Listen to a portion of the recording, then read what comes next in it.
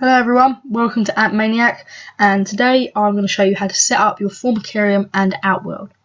So first, you need to make sure you give your outworld a good polish. This will make sure that you get a clear view of your ants, even though the ants will be in there and you won't be able to clean it as often. I find the best way to clean it is by using a microfiber cloth. I find this works really well in getting away all of those dust particles that would cloud your view of your ants. I then went to add my Fluon barrier. This can also be called PTFE or Insectostop and works really well to keep your ants inside of your outworld while you are working around with the lid taken off. If you are either feeding or taking out their garbage, this works really well to keep them inside their outworld so they don't crawl out and maybe infect your home or possibly escape. They just slip off, it does not harm them, it is chemical free, and I find it's a really good way to keep your ants in.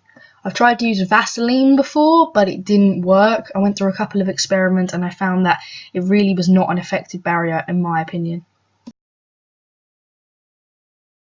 This was the image shown on the eBay seller of the person I bought it off of. They are reliable and I found it to be an easy way to get it delivered quickly and efficiently, especially if you live in the UK where it's quite hard to find this stuff.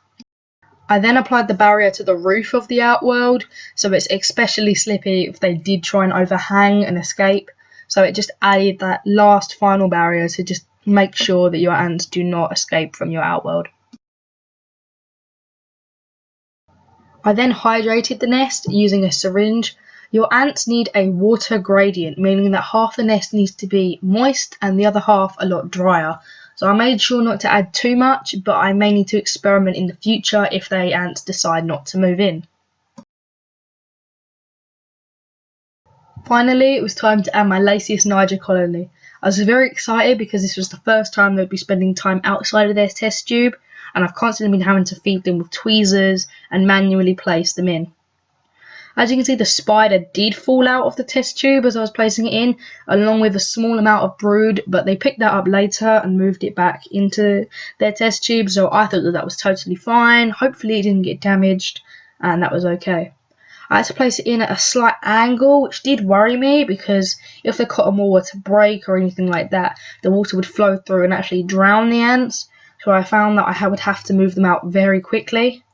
I made sure to cover the nest, so then if I decided to shine light upon the colony, that it would bother them and they might try and find a darker, more comfortable place to stay, preferably my outworld, no, formicarium. Then I was just kind of going to get some close-up shots of my ants, and I needed to do light to do that.